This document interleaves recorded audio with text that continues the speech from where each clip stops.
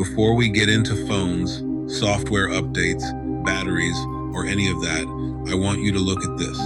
This light bulb has been on since 1901. I'm not exaggerating. It has been burning through world wars, economic collapses, 20 US presidents, and the entire internet age, and it has never been turned off. So here's what doesn't make sense to me. If we were able to build a light bulb that lasts more than 100 years, why does your $1,000 smartphone start acting strange after just 2 or 3? Why does the battery fade, the performance slow down, and the upgrade notifications suddenly feel unavoidable? Because that isn't an accident, it's intentional.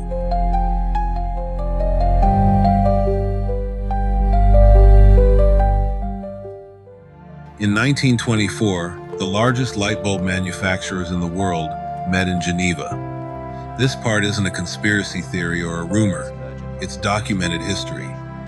Their problem wasn't competition or supply shortages. Their problem was that light bulbs were lasting too long, which meant people weren't buying replacements often enough. So they formed what became known as the Phoebus Cartel and agreed to cap the lifespan of a light bulb at 1,000 hours, even though bulbs that lasted much longer already existed. What makes this even more unsettling is that companies that violated this agreement by producing longer-lasting bulbs were fined. They weren't punished for making a bad product. They were punished for making one that lasted. By the 1950s, companies realized something important. They didn't actually need products to fail in order to drive sales. They just needed consumers to want something newer. Designer Brooks Stevens explained the strategy as creating the desire to own something a little newer, a little better, and a little sooner than necessary. This was the moment planned obsolescence stopped being mechanical and became psychological. Your device didn't need to break, it just needed to feel outdated. Once that shift happened, replacement became a habit rather than a necessity. Technology didn't invent planned obsolescence, but it perfected it. In 2001, Apple released the first iPod with a battery designed to fail after about 18 months, and it wasn't easily replaceable. When the battery died, the device effectively died with it. And we've actually seen this play out in real time. In 2017, people noticed their older iPhones slowing down after software updates. Apple said it was to preserve battery health, but the effect was obvious. Phones felt obsolete almost overnight. The company later paid hundreds of millions in settlements while earning hundreds of billions that same year. The message wasn't subtle. Upgrading had become cheaper than resistance.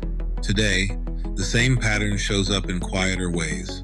Phones are sealed shut, batteries are glued in. Software updates slowly push older hardware out of relevance. Nothing officially says the device is designed to be replaced, but the outcome is the same. You're always one update away from thinking maybe it's time. This cycle doesn't just drain your wallet, it creates waste on a scale most people never really visualize. Every year, tens of millions of tons of electronic waste are discarded around the world. Phones, laptops, appliances, many of them still functional, end up in landfills. Many of these devices contain toxic materials that don't simply disappear. They linger in the environment for decades. And none of this happens because the technology is bad. It happens because replacement is more profitable than repair. What surprised me most is that this system is finally being challenged in real ways. France has made planned obsolescence a crime, and the European Union is forcing companies to design phones with replaceable batteries again. The change is slow, but it proves something important. This system was never inevitable. It was a choice, and choices can be reversed. Here's the part that doesn't get talked about as much, and honestly, it surprised me when I started looking into it.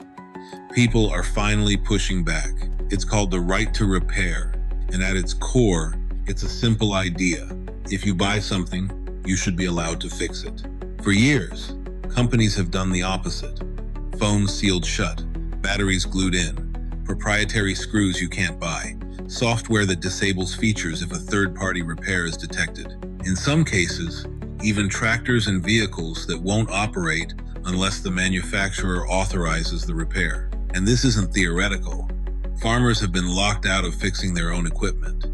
Phone owners have been warned that replacing a battery could disable features. Repairs that used to cost a few dollars now push people toward full replacement instead. That's why right-to-repair laws started appearing. France has made planned obsolescence a crime. The European Union is forcing companies to design phones with replaceable batteries again. And in the United States, multiple states are now passing or debating laws that require manufacturers to sell parts, provide manuals, and stop blocking independent repairs. What's interesting is how hard some companies fought this. If repair didn't matter, there wouldn't be lawyers involved. The resistance itself tells you how valuable control over repair really is. Right to repair doesn't mean everything has to last forever. It just means failure shouldn't be enforced. It means choosing repair over replacement shouldn't feel like breaking the rules.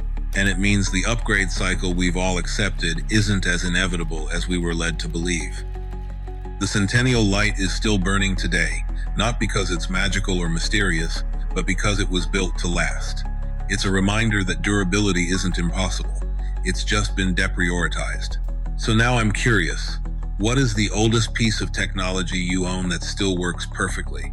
And what do you think would change if products were designed to last instead of being designed to be replaced? Whatever your shift, stay curious. This is Night Shift Chronicles.